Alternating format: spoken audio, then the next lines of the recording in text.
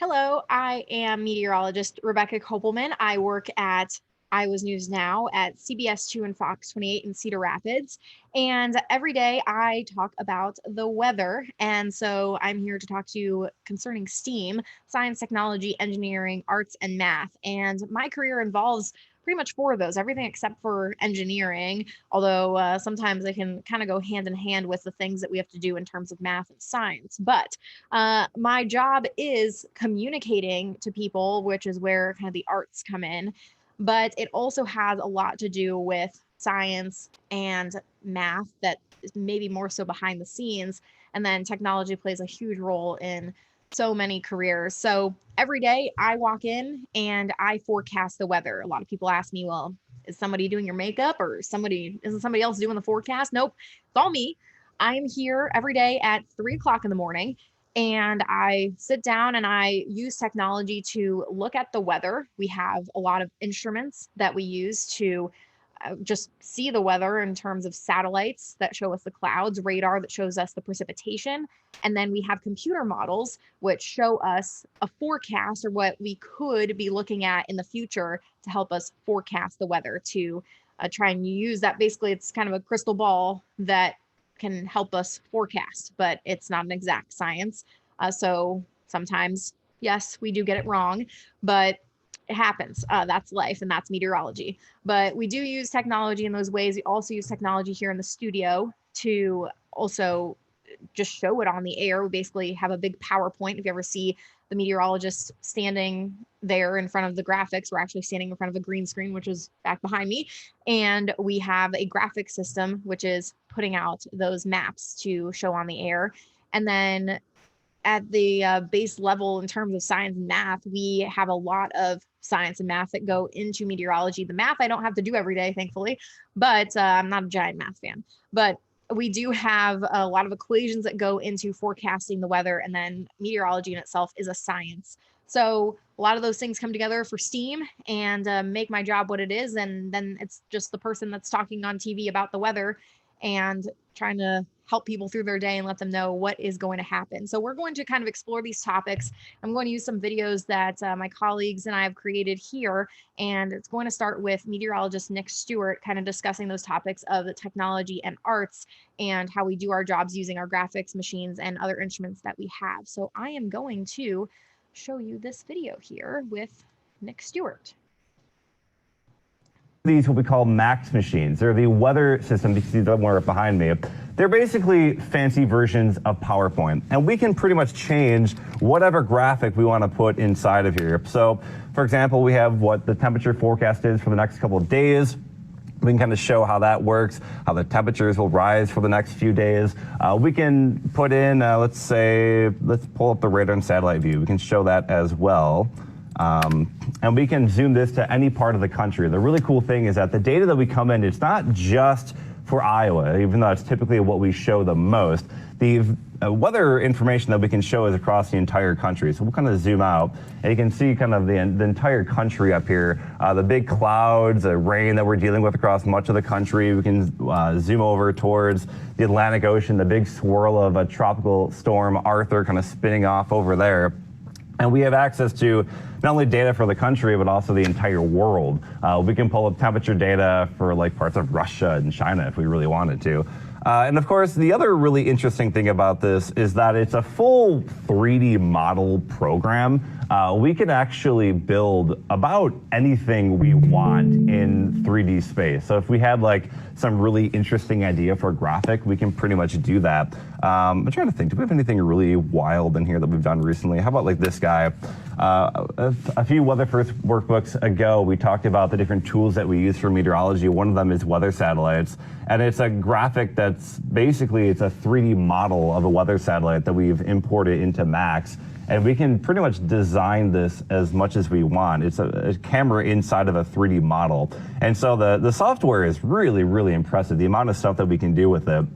And of course, it basically exports on television. It looks a lot like a video feed, but for us, it's actually kind of the images like a PowerPoint. If you ever use Microsoft PowerPoint, that's pretty much the main tools that we use. Also behind the scenes, we have different sky cams that we utilize. We have 5 Skycams that we actually own and operate. They have full pan, tilt, zoom, so we can look at weather, what's pretty much happening anywhere across the world. If you want to stay on that Skycam shot, I can kind of show you some of the different views that we have. This one is Cedar Rapids. It's on top of our tower at our studio, actually about halfway up our tower. So it sits about 3.5 feet up. So it gets a really good view of storms coming towards eastern Iowa, which is really, really nice. We'll take a look at other cameras here. We have this one in Dubuque. Pop that up there. Looks over the Mississippi River there. That's Highway 20 bridge. We have this view over Iowa City. Looks over Interstate 80 near Dubuque Street, so a nice view there. That also has a pretty high camera that allows you to look at weather that's coming on in. Camera down to Washington County, Riverside, Iowa, and northern Washington County. A great view there of the Riverside Casino and Golf Resort. Looks really nice when it's really sunny. You can see people golfing. And finally, we have this view in Coralville. This is a nice shot, shows a lot of traffic. It's a really good one at nighttime as well. And of course, we have other cameras situated across eastern Iowa as well from some of our sister stations. One in Sioux City, Iowa, another one down in Centerville, Iowa, Tumwa, Iowa. So we got a lot of views. And one of the reasons that's really important to have those weather cameras is that people will take warnings seriously and will take weather seriously if they actually see it happening. Of course, one of the prime examples was a tornado that we shot on the Road Warrior. So let's actually take a step outside and we'll actually show you how the Road Warrior works and what it looks like during severe weather coverage.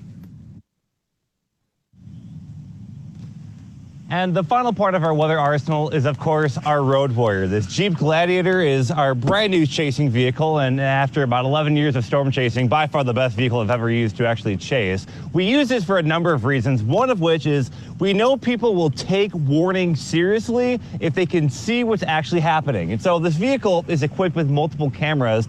We have one on the very top here. This allows us to record video and live stream video as we're driving down the road. So it allows us to stay safely inside our vehicle without having to set up cameras like what you're watching from right now. Inside the actual Road Warrior itself, it's like a small control room in a TV studio. We have multiple cameras that you can choose from, one of which is on the dash of the Road Warrior itself. The other one, of course, is the top cam. We also have a camera inside that can look at me sitting inside the vehicle, just in case I have to talk or say something like that. So you can kind of see what's also going on. Now, also part of the Road Warrior, we have these big, large antennas here. These actually allow us to connect to the internet in very rural areas. Allows us to get really good cell reception pretty much no matter where we are. And finally, on the middle part of the Road Warrior here is a small little weather station. We can actually use that to record information like wind speed, wind direction, the temperature, humidity. All of that is very, very important because during severe thunderstorms, one of the main threats is actually wind gusts. And just last week, while this thing was out in Washington County, it measured a wind gust of 74 miles an hour. And we were able to send that information off to the National Weather Service, and they were able to better issue warnings for people downstream to help keep people safe. We use a lot of tools here in the Weather Center. This, of course, one of our unique ones that we utilize. So thank you for watching this episode of the Weather First Workbook. We will have another one coming up on. So that's just one example of some of the tools that we use with the weather in weather and in meteorology, and especially concerning television. So we, of course, have a lot of different things that we can utilize. And as Nick was talking about with the storm chasing vehicle, everyone obviously impacted by the derecho, and we had sent Nick out and he went to chase the storm, but it was moving so fast, it actually caught up to him and the window blew out of that storm chasing vehicle. And luckily he was okay, but he was, prior to that, giving us very important information. And we heard from a lot of people that when they heard about Nick getting caught and hearing the window break, then they started to take it more seriously too. So we are part of that process too with severe weather and the warning process as we utilize our technology and we use our art of communication. And we're going to shift now to the science and kind of math aspect of it. And I'm going to show you, this is an episode that we basically recorded, a couple of episodes that we recorded for school visits. But this one is about dew and frost, something that happens a lot in the winter months now, and dew can happen a lot during the summertime. And we are going to talk about an experiment that you can even do at home. So we are going to move on to that video.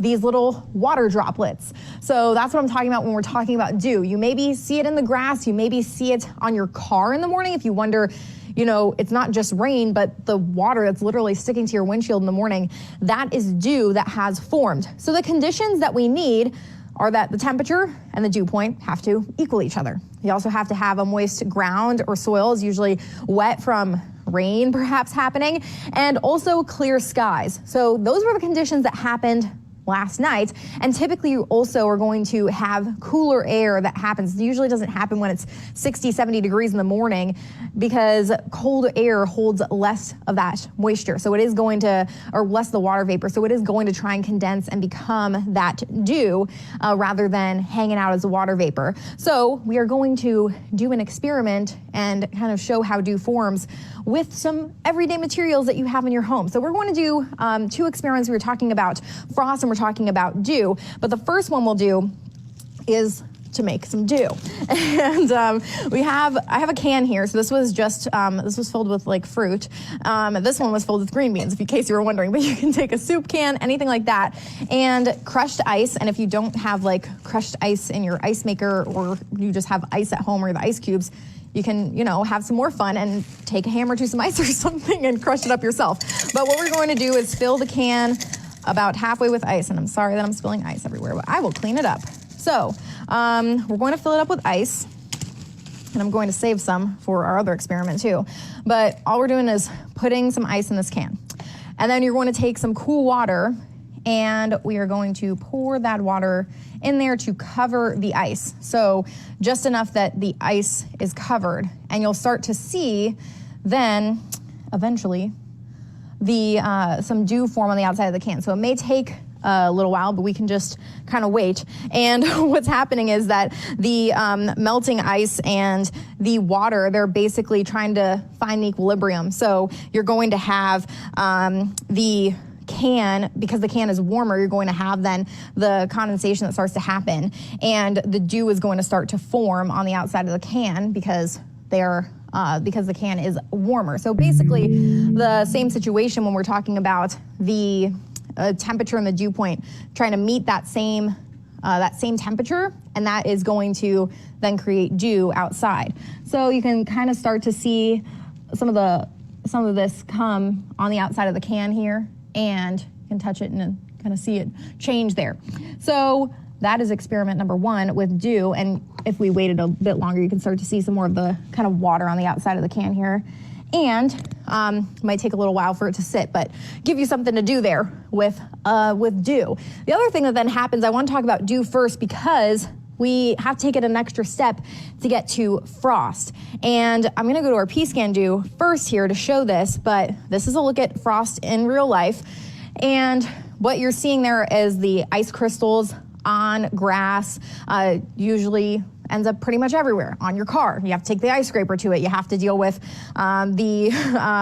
sometimes having to scrape off your car. You can see the frost on the roads. You see it on plants. Unfortunately, sometimes if it happens too late in the season or too early in the season, then we're dealing with some issues with frost killing plants. So this was just kind of a run-of-the-mill frost day in October, kind of early on in the season. We know we started winter kind of early this year, but just frost generally covering the area. So basically frost is dew, but then that dew starts to freeze. So that's the difference there. We're talking about then temperatures being even colder than just the 40s like we saw this morning that allowed us to get dew, but cooling down past the freezing mark or near to below the freezing mark to then get the frost that forms. So same situation where you're going to have that saturation happen where the temperature and the dew point are equal. And then the next step is to have near and below freezing temperatures.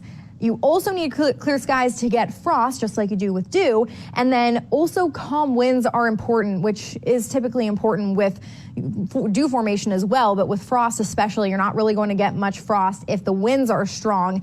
It just won't happen. So we will then do an experiment to create frost on the can, and maybe we can see a little bit more of the dew going on here. But this experiment is very similar. We are going to then take, in our second can, the ice that I am so gracefully pouring into the can and getting all over the place, and take At least it's just ice and water, guys, right? Take some salt, and the experiment calls for rock salt, but you can use table salt. I have kosher salt because it's a little bit coarser, a little bit bigger, and you pour a couple of tablespoons in there, and you're going to mix it together. And this is the same thing too. We're trying to achieve an equilibrium here between the salt and the ice. The salt is going to try to make a mixture with a salt mixture with the ice and start to melt it down, so you can start to see some of the frost form on this can. And I'll turn it so you can not see all but this is, I mean, it's literally cold to the touch. So the difference here, this looks frosty, but it actually is just water droplets here. And this, you can actually scrape, and you're getting ice coming off of the can here, so it's frosty. So that's the difference that's happening there. So you have the process that is basically trying to, you're using heat to get that process to happen here with the salt and the ice mixture. And then on the outside, we're getting that colder air as a result, and the frost that's now forming on the can. You can see the can completely frosting up here, and you can just scrape them off and get some practice in before the next winter, I suppose, for scraping ice. So that is kind of another example of just the sciencey aspect of my job. Obviously, I'm not doing experiments every day because that'd be really cool, but it does show that the weather processes that I'm talking about, whether it be snow or frost or tornadoes or the derecho, that it does have this whole science element behind it. But on TV, we are using the art of communication to kind of not necessarily, we don't want to be a textbook that we're talking about a bunch of meteorology, but we're trying to explain it in a way that everyone understands and then can understand what is going on with the weather. But behind the scenes, my job involves a lot of science and math that goes into it. So I've been a meteorologist for 5 years here in Iowa. Prior to that was 4 years back in Florida at college. I went through a lot of classes that involved a lot of communication and technology and science and math, and then went on to do